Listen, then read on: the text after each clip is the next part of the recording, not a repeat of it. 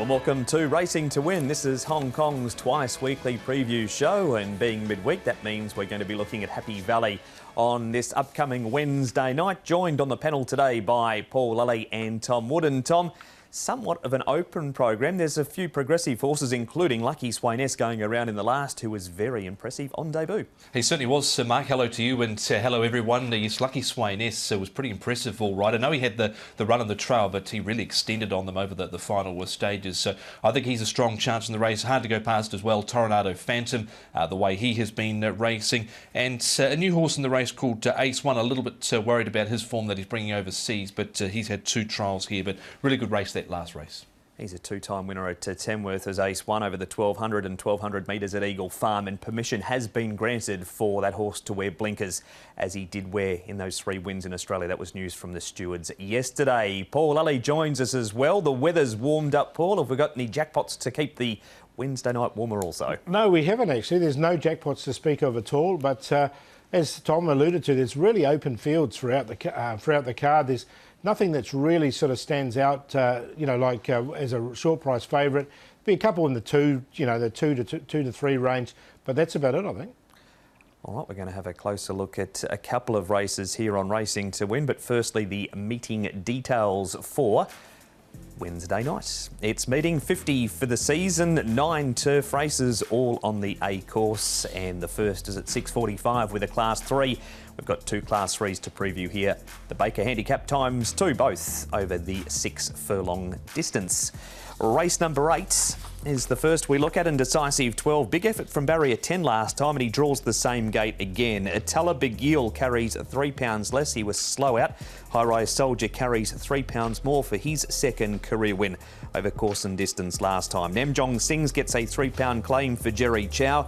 Poor old Smile Like Yours, he's raced wide at his last 2. Does get Joe Moreira back on, and he's got a very good record on the horse. Nakoni County comes here, having had 1 start in listed company in Adelaide. Now with Casper Founds, more on him when we get to the race analysis. Wood on Fire carries £6 less, but isn't going well. Nothing New comes back in distance to the 1200, and Forte has had 3 starts this season for 3 placings. So a 1200 metre Class 3 race here, Tom.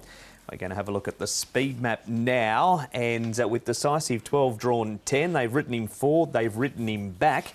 He might have the speed to get over this week. Yeah, he might do, because the other pace influences in the race are Diamond Brilliant, who's not really a leader, but he likes to sit handy. Super Dobbin can sit handy as well, and Smile Like Yours drawn a little awkwardly in barrier number 8, but he was caught wide throughout Paul last start, Decisive 12, but he should have enough ammo here to get forward. Yeah, exactly, and he still stayed on really well. I thought it was a good run from him. So, yeah, I agree. I think he can go forward. Namjong Sings can sit midfield. Forte as well, he can sort of just sit back in midfield as well. I don't think there's going to be much over the whole field. I think there'll be quite a compact field here. Smart Idea, he's drawn awkwardly, so he's going to have to probably go back further than he normally likes to. He has his second start in Class 3, does Smart Idea. Time for some replays now. We're going to start on the 6th of February with Decisive 12 running second here. This is the performance from Decisive 12. We've also got a few coming out of this race, including High Rise Soldier and Wood on Fire, Paul, and High Rise Soldier got his second career win. Yeah, no, he got the perfect run, didn't he, and finished over the top. It was a good ride here from Zach Burton. He's drawn awkwardly now, so I think he's going to find this a bit trickier. And Decisive 12, I mean, he had the hardest run, so it was a really good run from him. He's got a little bit off the boil, has Decisive for 12, but he was better last start. What made the ride so good from Zach Burton there aboard High Rise Soldier was there was speed out wide, but Zach kicked up over on the rail in those early stages to hold those other horses out, so he did a really good job to get him home. He's not a prolific winner. I just wonder if he can put 2 back-to-back wins together. And just before we get to the next replay, Paul, Wood on Fire, he's been good to you in the past, but he's just lost all form. He has, hasn't he? Look, that's the thing with him. He's just sort of out of form at the moment, but look, we know he's got a good turn of foot when he's right, but we just haven't seen it for a while. All right, we move on to our next replay here, Tom, and we've got Namjong Sings, who runs 9th. This is the night they went forward with him. Diamond Brilliant, he too struggling for form because he was so consistent around Happy Valley, and A Smile Like Yours, there isn't much of him. No, there isn't, but it was another honest effort from him last start, A Smile Like Yours. Of course, they had to chase home Party Warrior here. He was wide at the rear and was running on late. Namjong Sings, of course, Paul, has been back to the races since and was only beaten 1 1/4 behind the runner. Yeah, and they rode him a little bit back on that race, wasn't it? So that's probably the right way to ride him, just off the pace a little bit. So, look, he's going okay at the moment. We're going to have a look at the graphics card for A Smile Like Yours here, Paul, and there he is. Joe Moreira's ridden 3 wins and a placing on him this season. He combines for the first time this week, first time since December, actually. Just a tricky draw put me off. I don't know where he's going to be in the run. And so, look, he started to get up in the weights, didn't he? And he just sort of been running okay the last 3 runs without sort of recapturing that earlier form. So I just wonder if he's reached his mountain. And Joe Moreira, Tom, returns to Happy Valley this week, and here is his book of rides. He kicks off with Storm Legend in the first, who was much better last time. Yeah, he was. He's been a little bit hit and miss in a couple of his runs now. Has Storm Legend. He's got Diamond Star going around in the second race, the long-standing maiden there for John Size Viva Hunter, Super Hong Kong, a last start winner. The 2 jazzes there, Angel and Steed. Angel keeps missing the start terribly. And then he's got Happy Jai up from Class 5, A Smile Like Yours, and a strong finish with Lucky Swainess. How do you see those chances for Joe, Paul? Have you got many of those as your on-top selection? I've got a few, actually. Earlier on in the card, there's a couple there that I quite like, so we can talk about those when we get to the previews. Tom, we're going to have a look at Atella Begil now. This is the head-on from barrier 5. He was slow out, and then he got a nasty check in the straight too. Yeah, so keep an eye on him here. He's arrowed with the barrier 5 and just got squeezed up. There was no real room for him. Vincent Ho was riding on his debut start there at Happy Valley at the day meeting. He went off at 30-1 in the mark, and as we see here over the final stages, he's got no clear room to go with there. He's run into Angel's Hunter. He's behind Smart Idea, and he's only finished 4 lengths away. Zach Purton going on board, I think, is key, Paul. I think he's probably likely to get back from barrier number 12. Yeah, he will get back. There was a steward's report there as well. Just they were just questioning some of the things with Vincent going inside instead of outside. Just one of those spur of the moment things. So there was some questions there. But look, as you say, it was a really, really good run from him, and I think he's going to be one of the main players. He should only get better too. His wins in New Zealand, 1300 at Ellerslie and 1400 twice also at Ellerslie in Auckland. We move on, Paul, to Forte. 3 starts for David Hayes for 3 placings. Can he go 1 or 2 spots better this week? I think he can, actually. The horse is going quite well at the moment for the new stable. Look, as you say, he's been placed all 3 times. And he didn't have much luck from his wide draw last time, so I think he's getting there. And I think we did see him win down the straight 1,000, so we know he's got a bit of speed. Yeah, he looked promising early on in his career. Forte's just a 5-year-old, but a lightly tried 5-year-old. He's clearly had his issues. He was making ground there over the concluding stages. Was a little bit slow out of the gates there that last start too. In the Coney County was Silent Theory for Troy and Leon Corstens. Only had the 1 start, ran second in the listed Without Fear Stakes at Morfettville. Tom, you called this trial. What did you make of it down the straight? Yeah, well, he sort of settled back after getting a little bit of a squeeze at the start in that barrier trial. But you can see Joe there just hands and heels with Coney County over the final stages of this trial. Of course, that's Skyfield there on the far side, Paul, closing off strongly. But there was nothing wrong with this trial, but I'm just happy to watch first time around Happy Valley for him. Yeah, he's 1,084 pounds. He's had those 3 trials as well. And yeah, Joe rode him there, and we've got Karras riding him on race day as well. So, look, I'm a bit like you. I'll just see how he goes on debut. All right, Paul, what are your top 4 numbers? Going to go with Forte. I think, look, he's had 3 runs now for the new stable. He's been placed on all 3 occasions.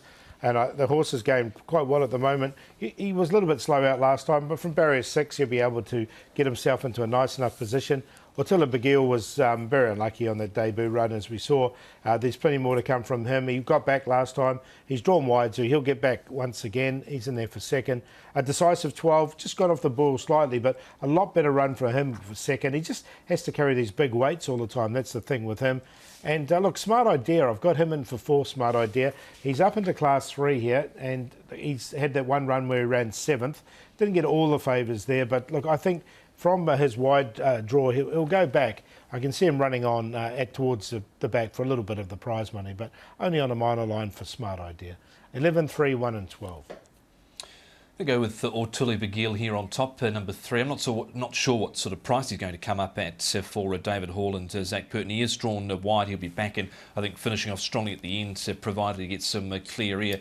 there was certainly not too much wrong with his first run, just found some trouble at the start and over the late stages. So 3 Ortula Begil over number 1 Decisive 12, as Paul mentioned, carrying the big weights hasn't been ideal for him, but it was certainly a better effort from him last start, despite covering ground 3 wide, no cover up on the speed. A Smile Like Yours found a little bit of form again last start, closing off behind the in-form Party Warrior, Joe Moreira, John Size, and nothing new. Look, he's had a few chances, and there's been the odd occasion when he's been a little bit unlucky and things have gone against him. He's been back to the trials up at Chung Fra and was okay there. Chased home Navas 2 last start. I think he'd be better suited coming back here to Happy Valley, and he drops in distance as well down to the 1200 metres. He is close to a class drop. 3, 1, 7 and 10. Got a little bit of time before we head to a break on Racing to Win, so we might rewind it back to the Classic Cup on the weekend. Boys, we'll start with you, Paul. California Spangle, perfect right in front from Zach, but news has come out since the weekend that the horse that you've been keen on right throughout the 4-year-old series, the Irishman, has a change of jockey coming up. Yeah, so Blake Shin will be jumping aboard the Irishman. I think it's a really good ride for him. The horse he was way back and he ran on. He ran on, I think he was about 6th or 7th at the end, up to 2,000 metres. Look, he just got a little bit too far back the way the race was run. I mean, he stacked them up, didn't he, California Spangle in front. And, I mean, the horse, there was a question mark over the 1800. So he just tried to get a nice and easy run in front, did Zach, and he did manage to achieve that. So the horses at the back didn't really get into the race. Romantic Warrior, Tom, you were keen on him. He was massive in defeat, and he's run as good as California Spangles. Yeah, absolutely, because he's covered ground. I just sort of questioned the tactics a little bit, because it looked like he jumped so well out of the gates, and I think looking at the sectionals again, he certainly had an opportunity to go forward and sit up outside the leader potential, just sit near the leader anyway and get into a little bit of a closer position with the rail. Karis Teton aboard to Romantic Warrior, but he was game in defeat, certainly. He didn't give up at all in the straight, but certainly a promising run, I thought, from Moneycatcher. Moneycatcher stayed on pretty well over the concluding stages, so up and trip I think is really going to assist him. But yeah, I think there was certainly an opportunity for them to roll the dice and head forward to avoid being caught wide on Romantic Warrior. And from a Derby point of view, the first race at Happy Valley on Wednesday night, Storm Legend is still holding a nomination for the BMW Hong Kong Derby. Off to a break here on Racing to Win. Back to have a look at race number 9 right after this.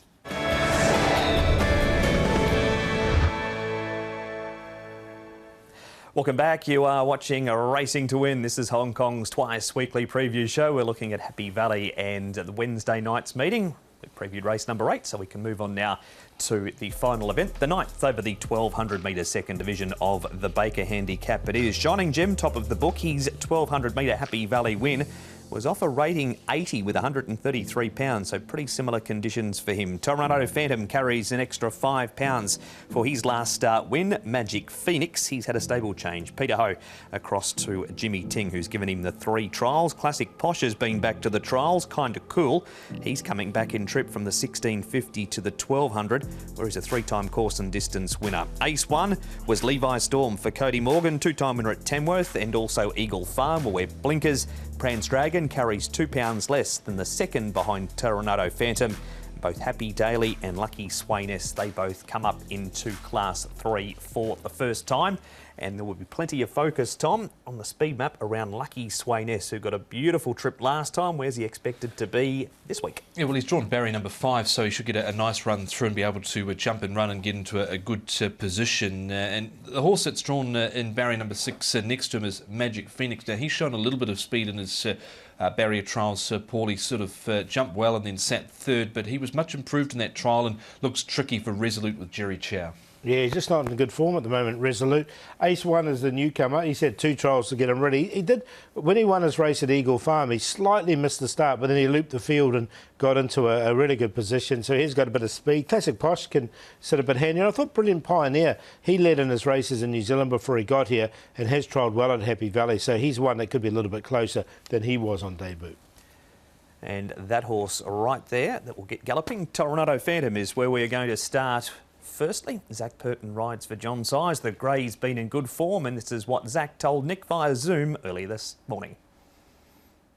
Zach, Toronado Phantom looks a choice ride for you in the last race on Wednesday night. You won on him last time, and he seemed to do it quite nicely. Yeah, he did. He wasn't entirely suited by the slow speed in the race, which is why I took off early. but he was strong to the line and still able to win. It was a good result from what was an awkward gate. He's drawn a bit better this time, so hopefully he can repeat that performance. The handicapper certainly thought it was a good one. He's pushed him up 8 points, extra £5 to carry, but you've got a good barrier once again, though. Yeah, the barrier certainly helps. He's a lightly framed horse, so the weight might slow him down a little bit. But, if there's a little bit more pressure in the race and he doesn't have to go as far back, then maybe you can offset that. I know you didn't ride him in his recent trial. Wagner Borges did. I imagine you would have gone back and had a look at that. That was just a case of going through the motions, typically of John's style of training, really, wasn't it? Yeah, exactly. Just what you said. It's typical of what he does with his horses. And the track that morning looked pretty ordinary as well. So I'm glad Wagner was on him and not me. It'd be indeed. It'd be nice to carry on the good form for you around Happy Valley. Things have been going great. I think the majority of your winners this season have come around the Valley. Yeah, I'm not sure what the stats are. I'd have to have a look at them, but certainly in recent times, we've been going pretty well around there. I've sort of struggled to get stronger books of rides at Sha Tin. So hopefully things start to balance themselves out. Happy Valley's always been a happy hunting ground for me. I enjoy riding there, and long may it continue. Been a strange campaign, Paul, with Tornado Phantom, because he was kicked off over the 1650 by John Size and brought back in distance, and it's brought him right on. Yeah, like when he did win his Griffin races was over the shorter trips, wasn't it? So obviously they stretched him out to 1650, back to 1200 metres, and I see Wagner stayed wide there. He didn't want to get those silks dirty, did he? It was a pretty ordinary morning. We'll get into the replay. Tom, we'll come to you and we'll see it again. Here he is, Tornado Phantom. He's the grey on the outside. In this race also we've got Prance Dragon. They clash again. Prance Dragon does get a bit of weight relief over Tornado Phantom. Can you see him turning the tables on him? No, I don't think so from what we've seen of Tornado Phantom. He's just a 4-year-old Tornado Phantom, but he, again, just is going through the gears here over the concluding stages. Came from the back, ranged up and put them to bed pretty quickly here. So I think he can go on and win, be very close to winning again, Paul. He looks to be one of at least the top 2 chances in the race. Yeah, definitely agree. He's one of the main chances. The horse is going well at the moment, and it looks like he enjoys it at Happy Valley. Here's John Size's runners, Paul. He holds a slender lead in the Trainers' Premiership, and that's quite a good team of horses that he's got in. Yeah, Diamond Star will be one of the favourites, Zone D likewise as well. Smile Like Yours will need a bit of luck, but Tornado Phantom will be right there, if favourite or second favourite as well. So some good chances he's got there.